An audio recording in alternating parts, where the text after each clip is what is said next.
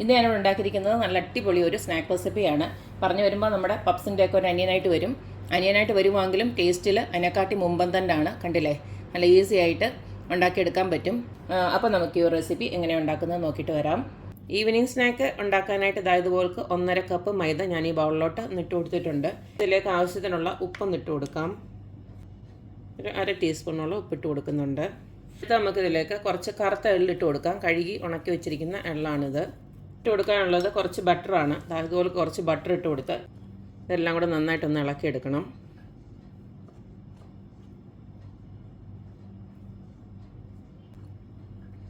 ഈ ബട്ടറും ഉപ്പും ബാക്കി ഈ പൊടിയും എല്ലാം കൂടെ നല്ലതായിട്ട് മിക്സ് ആയതിന് ശേഷം മാത്രമേ നമുക്ക് വെള്ളം ഒഴിച്ച് കുഴയ്ക്കാവൂ.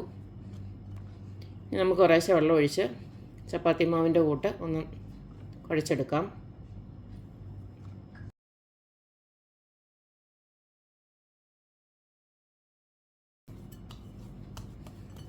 മാവ് കുഴച്ചെടുത്തിട്ടുണ്ട്. ഇതിനി ഇവിടെ ഇരിക്കട്ടെ. ഈ ഒരു മുറുക്കത്തിൽ വേണം കുഴയ്ക്കാൻ. കണ്ടില്ലേ, ഈ ഒരു മുറുക്കത്തിൽ കുഴച്ചെടുക്കണം. ഇതിവിടെ ഇരിക്കട്ടെ. നമുക്കിതിനൊരു ഫില്ലിംഗ് ഉണ്ടാക്കാനുണ്ട്. സ്നാക്കിൻ്റെ ഫില്ലിംഗ് ഉണ്ടാക്കാനായിട്ട് ഇതുപോലൊരു പാൻ ഞാൻ അടപ്പിലോട്ട് വെച്ച് കൊടുത്തിട്ടുണ്ട്. ഇനി നമുക്കിതിലേക്ക് കുറച്ച് വെളിച്ചെണ്ണ ഒഴിക്കുക. വെളിച്ചെണ്ണയോ അല്ലെങ്കിൽ സൺഫ്ലവർ ഓയിലാണെങ്കിലും മതി, കുഴപ്പമൊന്നുമില്ല. ഇതിലേക്ക് ഒരു സവാള അരിഞ്ഞതും ഒരു ചെറിയ കഷ്ണം ഇഞ്ചിയും അതുപോലെ തന്നെ ഒരു 3-4 വെളുത്തുള്ളിയോടെ അരിഞ്ഞത് ഞാൻ അങ്ങോട്ട് ഇട്ട് കൊടുക്കുകയാണ്. ഇതിലേക്ക് നമുക്ക് ആവശ്യത്തിനുള്ള ഉപ്പ് ശകലം ഒന്ന് ഇട്ട് കൊടുക്കാം. ഒരു 1/4 ടീസ്പൂണോളം മതി. ഇതിപ്പം നമ്മുടെ ഉള്ളിയെല്ലാം നന്നായിട്ട് ഇതുപോലെ വഴണ്ട് വന്നിട്ടുണ്ട്. ഞാനിപ്പം സ്റ്റൗ ഓഫ് ചെയ്തതിന് ശേഷം കുറച്ച് മസാലപ്പൊടികൾ ആഡ് ചെയ്ത് കൊടുക്കുകയാണ്. അതായത് കുറച്ച് മഞ്ഞൾപ്പൊടി, 1 ടീസ്പൂണ് കാശ്മീരി ചില്ലി,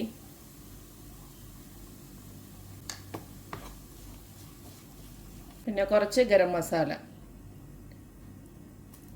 ഒരു 1/2 ടീസ്പൂണോളം മതി. എല്ലാം കൂടെ ഒന്നുകൂടെ നന്നായിട്ടൊന്ന് ഇളക്കുക. നമ്മുടെ ഉള്ള ചൂടിൽ അത് നന്നായിട്ട് മൂത്ത് വന്നോളും. അടുത്തതിനകത്തോട്ട് ഇട്ട് കൊടുക്കുന്നത് ഞാനൊരു 3 മുട്ട പുഴുങ്ങി ഇതുപോലെ പൊടിച്ച് വെച്ചിട്ടുണ്ട്. അതങ്ങോട്ട് ഇട്ട് കൊടുക്കുകയാണ്. ഇതും കൂടെ നന്നായിട്ടൊന്ന് യോജിപ്പിച്ച് വെക്കുക. നമ്മുടെ ഫില്ലിംഗ് ഇവിടെ റെഡി ആയിട്ടുണ്ട്. നിങ്ങൾക്ക് വേണമെങ്കിൽ ഇതിനകത്ത് മല്ലിയിലയോ കറിവേപ്പിലയോ ഒക്കെ വേണമെങ്കിൽ ഇട്ട് കൊടുക്കാം. എൻ്റെ രുചി ഇഷ്ടമാണെങ്കിൽ കറിവേപ്പിലൊക്കെ ഇട്ട് കൊടുത്ത് പച്ചമുളകും ഒക്കെ ഇട്ട് കൊടുത്തു കഴിഞ്ഞാൽ പിന്നെ നമുക്ക് ഈ സ്നാക്ക് കഴിക്കുമ്പോൾ പിന്നെ അതെടുത്ത് കളയാനൊക്കെ നിൽക്കണം. അതുകൊണ്ടാണ് ഞാനിപ്പോൾ ഇതൊന്നും ഇട്ട് കൊടുക്കാഞ്ഞത്. ഇങ്ങനെ ആയാലും കുഴപ്പമൊന്നുമില്ല. അപ്പം നമ്മുടെ ഫില്ലിംഗ് ഇവിടെ റെഡി ആയിട്ടുണ്ട്. ഇതിന് നന്നായിട്ടൊന്ന് തണുക്കട്ടെ. അതിന് ശേഷം നമുക്ക് നമ്മുടെ സ്നാക്ക് ഉണ്ടാക്കിയെടുക്കാം. ഫില്ലിംഗ് ഒക്കെ ഇവിടെ നന്നായിട്ട് തണുത്ത് വന്നിട്ടുണ്ട്. ഇനി നമുക്ക് ഇതിനെ നമ്മുടെ കുഴച്ച് വെച്ചിരിക്കുന്നുണ്ടല്ലോ, അതിനെ നമുക്ക് ചെറിയ ഉരുളകളാക്കി, അതൊരു ചപ്പാത്തിയുടെ ഇച്ചിരി കുറച്ച് മതി, ആ രീതിയിൽ ഇതുപോലെ ഉരുളകളാക്കി എടുക്കുക. ഇതുപോലുള്ള 9 ഉരുളകളാക്കി ഞാനിവിടെ വെച്ചിട്ടുണ്ട്. ഇപ്പം നമുക്കൊരു കാര്യം ചെയ്യണം. ഈ ഒരു മസാല ഉണ്ടല്ലോ, അത് ഒരു 9 വീതിച്ച് വെക്കണം. അല്ല പിന്നെ ആദ്യത്തേന് കുറച്ച് കിട്ടും, പിന്നത്തേന് ഒട്ടുമേ കിട്ടത്തില്ല, അങ്ങനെ ആയിപ്പോവും. ഇനി നമുക്ക് ഈ ഓരോ ഉരുളയും ഇതുപോൽക്കൊന്ന് പരത്തിയെടുക്കാം. ഞാൻ ഇതുപോൽക്കൊന്ന് പരത്തി വെച്ചിട്ടുണ്ട്. ഇതിനെ നമുക്ക് ഇങ്ങനെ ഒന്ന് കട്ട് ചെയ്തെടുക്കാം.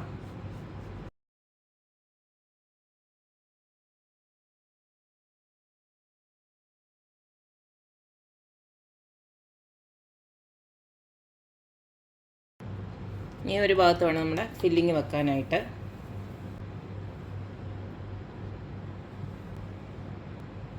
ഇതുപോലെയൊക്കെ തന്നെ ഫില്ലിങ് വെച്ച് കൊടുത്തിട്ടുണ്ട്. ഇതിനെ അങ്ങോട്ടല്ലോ ഇങ്ങോട്ട് മടക്കുക.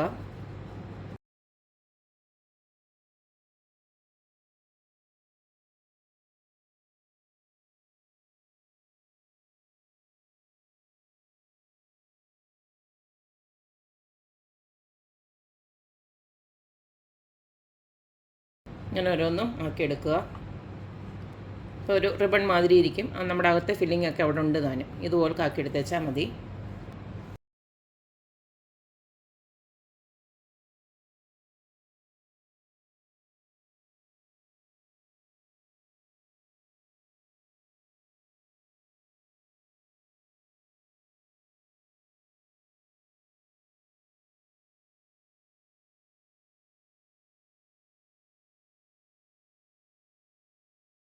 അപ്പോൾ ഇതുപോലെ ഞാൻ ഇതെല്ലാം ആക്കി എടുത്തിട്ടുണ്ട്. ഒറ്റ കാര്യം മാത്രം ശ്രദ്ധിച്ചാൽ മതി. ഇങ്ങനെ ആക്കി എടുത്തതിന് ശേഷം അറ്റമെല്ലാം ഒന്ന് ഇതുപോലെ ആക്കി കൊടുക്കണം, പ്രസ് ചെയ്ത് കൊടുക്കണം. അല്ലെങ്കിൽ നമ്മൾ വറുക്കുന്നുണ്ടെ ഇതങ്ങ് പൊട്ടിപ്പോവും.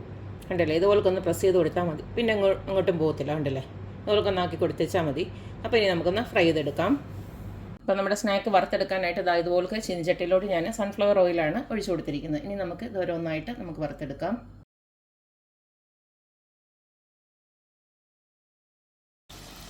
ഉടനെ തന്നെ തിരിച്ചിട്ട് കൊടുക്കണ്ട. ഒരു വശം ഒന്ന് മൊരിയിട്ട് അത് കഴിഞ്ഞിട്ട് നമുക്ക് തിരിച്ചിട്ട് കൊടുത്താൽ മതി.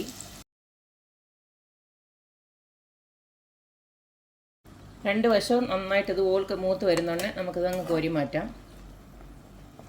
ഇപ്പോൾ ഇടയ്ക്ക് ഇച്ചിരി ഒരു ഗ്യാപ്പിൽ കൂടെ ഇതുപോലെ നമ്മുടെ ആ ഒരു ഇതുണ്ടല്ലോ മസാല അതിനകത്തോട്ട് വീണ് അതാണ് അത് പതഞ്ഞു പൊങ്ങുന്നത്. അപ്പം നല്ലതായിട്ട് ഗ്യാപ്പില്ലാണ്ട് അടച്ചിട്ട് വേണം ഇത് പൊരിക്കാനായിട്ട്. ഇങ്ങനെ ആവുന്നുണ്ടെങ്കിൽ ഇങ്ങനെ അങ്ങ് കോരി എടുത്ത് മാറ്റിയാൽ മതി.